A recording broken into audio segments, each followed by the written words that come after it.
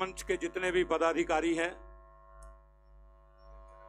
उन्हें बहुत बहुत बधाई एवं हार्दिक शुभकामनाएं, क्योंकि सनातन धर्म के लिए इनकी संस्था के द्वारा जो प्रयास किया जा रहा है उस प्रयास को शब्दों में वर्णन नहीं किया जा सकता, क्योंकि इस समय हमारे सनातन धर्म को ऐसी संस्थाओं की, ऐसे लोगों की बहुत ही जरूरत है। सो बधाई देते हुए मैंने ये जरूर प्रार्थना करूंगा कि आपके प्रयास में कमी नहीं आनी चाहिए। आप दिन दुगनी रात चौगनी उन्नति करें। भगवान कान्हा जी की, श्री कृष्ण भगवान जी की अपार कृपा सदैव आपके ऊपर बनी रहे। तो मुझे लगभग कथा के लिए समय मिले हैं 9 मिनट, तो 9 मिनट में अब मैं क्या बोलूंगा। मैं प्रार्थना ये करूंगा कि आने वाले समय में मुझे कम से कम 30 मिनट दे दिया करो, चाहे थोड़ा सा आगे पीछे करके। चलो, आज समय कम है। हमारी आज की कथा में 2 पात्र हैं, मेन 2 पात्र हैं, कंस और भगवान श्री कृष्ण जी। तो पहले कंस के बारे में कहूंगा कि उनके पिताजी का नाम उग्रसेन था, माताजी पद्मावती थी, राजधानी मथुरा थी। बाणासुर थे इनके मित्र और दूसरे का नाम नरकासुर था। अपने पिताजी को जेल खाने में डाल दिया। दूसरी तरफ यशोदा और नंद बाबा ने भगवान श्री कृष्ण जी को पाला। नंदगाम ब्रज बरसाना के पास रिश्ते में नंद और वासुदेव चचेरे भाई थे। नंद का पुत्र होने के नाते श्री कृष्ण के नाम नंद नंदन, नंद कुमार, नंदलाल। अब भगवान श्री कृष्ण जो है वो परम चेतना है, अर्जुन जो है वो संसारी है। अर्जुन की बुद्धि पर पर्दा पड़ा हुआ था, परंतु जब भगवान श्री कृष्ण जी का उनके साथ संसर्ग हुआ, उनके ऊपर भगवान श्री कृष्ण जी की कृपा हुई, भगवान श्री कृष्ण और अर्जुन जी का जब मिलाप हुआ तो उनका जीवन सफल हो गया। उसी प्रकार हम भी सांसारिक प्राणी हैं, हमारी बुद्धि के ऊपर भी पर्दा पड़ा हुआ है, परंतु जब हम भगवान के साथ लगन लगाएंगे, ज्ञानी लोगों का संसर्ग करेंगे, तो उसी प्रकार हमारा भी कल्याण होगा। इसलिए भगवत चर्चा, भगवान के नाम के कहीं भी प्रसंग चल रहा हो वहां पर जाना चाहिए। और सनातन के लिए जिस प्रकार सनातन चेतना मंच प्रयास कर रही है, हम सभी को करना चाहिए। तो आज की कथा मैं शुरू कर रहा हूं। किसी समय की बात है कि दुरात्मा पापी दैत्य कंस ने एक ज्योतिषी से पूछा था कि मेरी मृत्यु कैसे होगी। तो उस ज्योतिषी ने कहा था कि वासुदेव के घर में आपकी देवकी, जो आपकी बहन है, उनकी जो 8वीं संतान होगी वही आपका काल होगा। तो उस समय कंस ने अगला प्रश्न ज्योतिषी से पूछा, कब मरूंगा, कैसे मरूंगा, वह मुझे कैसे मारेगा, किस समय मारेगा, मैं ये सब कुछ सुनना चाहता हूं। तो उस समय उस ज्योतिषी ने कहा था कि हे दानवेश्वर, माघ मास के शुक्ल पक्ष की 7वीं तिथि को कृष्ण के साथ तेरा घोर संग्राम होगा, उसी संग्राम में वह तुझे मार डालेगा। तब नारद ने कहा कि ज्योतिषी के यूं कहने पर कि कंस को श्री कृष्ण मारेंगे, इसमें जरा भी संदेह नहीं है। उसी समय कंस ने अपने जितने भी उनके पहरेदार थे उन्हें आज्ञा दे दी कि मेरी बहन की रक्षा करो, इसको 4 दीवारी में रखो, बाहर मत जाने दो। परंतु एक दिन क्या हुआ कि देवकी जो है वो पानी का खाली घड़ा लेकर के तालाब में चली गई और वहां पर जाकर के रुदन करने लगी। एक वृक्ष के नीचे बैठी हुई है। उसी समय यशोदा नाम की स्त्री आई और बड़ी सुंदर वाणी से बोला कि हे बहन, तुम जहां बैठकर विलाप क्यों कर रही हो। तो उसने कहा कि मेरा भाई कंस है, पापी है, दुराचारी है और उसने मेरी 7 संतानों को मार दिया है। मेरे में 8वां मैं गर्भ से हूं और मेरे संतान पैदा होने वाली है। मुझे विश्वास है कि वह मेरी इस संतान को भी मार देगा। तब यशोदा ने कहा कि हे कांते, रो मत, यदि मेरे कोई घर में कोई कन्या उत्पन्न होगी तो तू पुत्र के बदले उस कन्या को ग्रहण कर लेना। इसके बाद यशोदा ने कहा कि पुत्र के लिए कन्या दूंगी। देवकी ने कहा कि सच कहती हूँ, सच कहती हूं, ऐसा कहने लगी। इसके बाद महादुष्ट कंस ने जब अपनी द्वारपाल से पूछा कि देवकी कहाँ है, तो वो कहने लगा कि वो पानी लेने के लिए तालाब में गई है। कंस गुस्से हुआ, उसी समय कहा कि वापिस लाओ। द्वारपाल गया और देवकी को कहा कि आपके भाई बड़े गुस्से में हैं। तब देवकी वापिस आई और उसके बाद कंस ने जोरदार शब्दों से कहा कि अब मेरी बहन जो है इस चार दीवारी से निकल ना सके। पहरेदार तो उसकी रक्षा कर ही रहे थे, अब कंस भी अपने आप उनकी रक्षा करने के लिए वहां पर चक्कर लगा रहा था। समय बीतता गया। इस प्रकार घर में रखकर अपने विजय मंदिर में गया, वहां दिन रात नहीं सोता था, देवकी की रक्षा करता था। दिन क्या हुआ, यो रक्षा करते हुए एक समय सिंह राशि के सूर्य में आकाश मंडल में जलधारी मेघों ने अपना जवाब डाला। भाद्रपद महीने की कृष्ण पक्ष की अष्टमी आधी रात को वृष राशि के चंद्रमा में रोहिणी नक्षत्र में बुधवार में सौभाग्य योग संयुक्त चंद्रमा की अर्धरात्रि में उदय होने पर आधी रात के उत्तर एक घड़ी जब हो जाए तो श्रुति स्मृति पुराणोक्त फल प्राप्ति होता है, इसमें तनिक भी संशय नहीं है।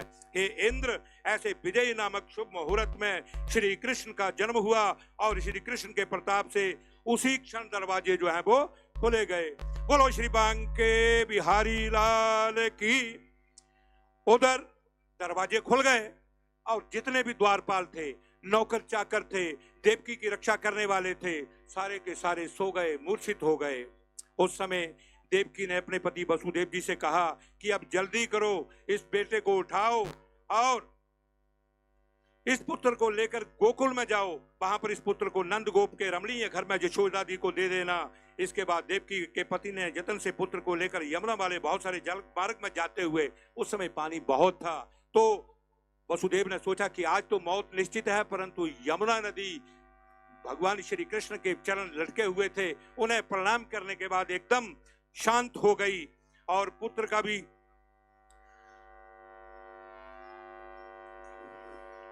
शांत हो गई। इसके बाद वसुदेव गोकुल में जाकर नंद के घर समीप, जैसे उनकी धर्मपत्नी ने कहा था, उस बालक को समर्पित कर दिया। अपने वचन की रक्षा करते हुए उसे यशोदा को उत्तर देकर फिर जल्दी ही आकर कन्या लेकर उसे देवकी को अर्पण कर दिया। इसके बाद प्रातः काल सारे दानव उठ गए। क्रोधी कंस ने जब कन्या के रोने की आवाज सुनी तो द्वारपाल से कहा कि कहो आज देखो कि देवकी के घर में किसने जन्म लिया है, इस बात का मुझसे निवेदन करो। ये सुनकर द्वारपाल देवकी के समीप गए, वहां पर बारंबार रुदन करती हुई कन्या को देखा और कहा कि एक बड़ी सुंदर कन्या ने जन्म लिया है। कंस क्रोधित हो गया और उसी समय उसने कहा कि एक कौलिक नाम धोबी है, इस कन्या को उस धोबी को समर्पित कर दो। कन्या को धोबी को समर्पित कर दिया।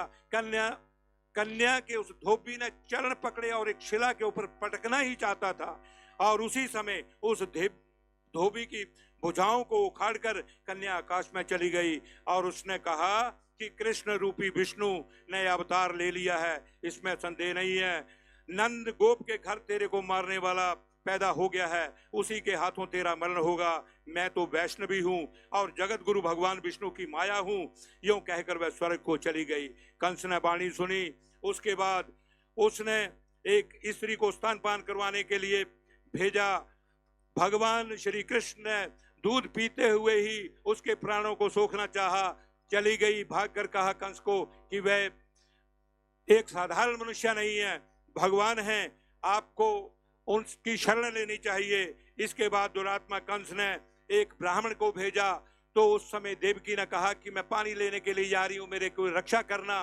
ब्राह्मण देवता ने उसको मारना चाहा तो कृष्ण भगवान ने उसका मुख दही वाले बर्तन में लगा दिया। देवकी आई और गुस्से हुई कि आपको ऐसा नहीं करना चाहिए था, आपने तो दही जूठा कर दिया। उसके बाद तृणवर्त को भेजा, उसने बवंडर तूफान किया, परंतु भगवान ने उसको भी मारा। केशी नामक दैत्य ने घोड़े का रूप धारण किया, भगवान ने उसको भी मारा। और उसके बाद कंस ने अरिष्ट नामक राक्षस को भेजा, उसने बैल का रूप धारण किया, उसको भी मारा। इस प्रकार कई लोगों को मारते हुए नंद को बुला भेजा कंस ने कि मेरे पास आओ और परिजात के फूल लेकर के आओ।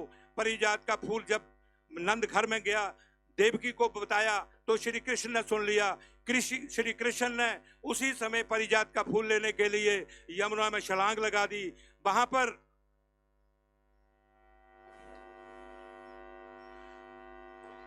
यमुना के किनारे छलांग जब लगा दी तो उस समय जब देवकी को सूचना मिली, देवकी बड़ी चिंतातुर हुई और यमुना नदी को प्रणाम करने लगी कि यदि मैं अपने बालक को देखूंगी तो भाद्रपद मास की रोहिणी युक्त अष्टमी को व्रत करूंगी और सैकड़ों दान पुण्य करूंगी, कृष्ण अष्टमी का व्रत करूंगी, मेरे बच्चे को बचा लो। इस प्रकार उस समय देवकी ने वहां पर जाकर के प्रणाम किया यमुना माता जी को। तो उस समय जब नागपत्नी ने श्री कृष्ण भगवान को देखा तो कहा कि क्या जुआ खेल के आए हो, यहाँ से चले जाओ, अगर मेरे से कुछ चाहते हो तो मैं दे देती हूँ, मेरे पति देव इस समय सोए हुए हैं, अगर वो उठ गए तो आपको मार देंगे। तो उस समय कृष्ण ने कहा कि कालिया नाग के सिर को कंस के साथ जुआ खेलने से मैं हार गया हूँ। तब उसकी पत्नी ने कहा कालिया नाग को कि आप उठो, यहाँ पर आपका शत्रु आया है। उसके बाद उनका दोनों का युद्ध हुआ। भगवान श्री कृष्ण को मूर्छा भी आई, गरुड़ को याद किया, गरुड़ आए और भगवान श्री कृष्ण ने उस समय युद्ध में हरा करके बाहर आए। उस समय कालिया नाग की पत्नी ने प्रार्थना की कि मेरे पति को छोड़ दो। उस समय कहा कि कंस के पास जाकर के मैं आपके पति को छोड़ दूंगा। इसके बाद इतना कुछ करते हुए कंस के पास गए, कंस को पारिजात के फूल दे दिए। उसके बाद सारा कुछ करने के बाद दोनों भाइयों को मारा। श्री कृष्ण ने कंस के भाइयों को दोनों को मार दिया और उसके बाद उन्होंने कहा कि हे कंस, अब तुम्हारी बारी है, तुम भी उठो और मैं इस महायुद्ध स्थल में तेरे साथ युद्ध करने के लिए तैयार हूं। यो कहते हुए बड़े क्रोध में महितल में पड़े हुए राक्षस के बालों को पकड़ा और उसके बाद महादैत्य कंस को घुमाकर पृथ्वी के ऊपर पटक दिया, जिससे वह असुर मारा गया। और उस असुर के मरने पर देवताओं ने शंख बजाए, संसार के सब लोगों ने आपस में वसुदेव के लिए जय जयकार का शब्द का उच्चारण किया और वासुदेव की उच्चारण अर्चना की। बोलिए श्री बांके बिहारी लाल की, सत्य सनातन धर्म की, गौ माता की, श्री पंडोरी धाम की, बोलो सांचे दरबार की। ओम जय जगदीश हरे। भक्त जनों के संकट, दास जनों के अवगुण, बंसरी वाला दूर कर। ओम जय जगदीश हरे। जो ध्यावे फल पावे, दुख विनशे मन का, स्वामी दुख विन मन का, सुख संपत्ति घर आवे, श्याम सुंदर घर आवे, कष्ट मिटे तन का। ओम जय जगदीश हरे। मात पिता तुम मेरे, शरण पड़ू मैं किसकी, स्वामी शरण पड़ू मैं किसकी, तुम विनय और न दूजा, प्रभु विनय और न दूजा। ओम जय जगदीश हरे। तुम पूर्ण परमात्म, तुम अंतर्यामी, स्वामी तुम अंतर्यामी, पार ब्रह्म परमेश्वर, पार ब्रह्म परमेश्वर, प्रभु सबके स्वामी। ओम जय जगदीश हरे।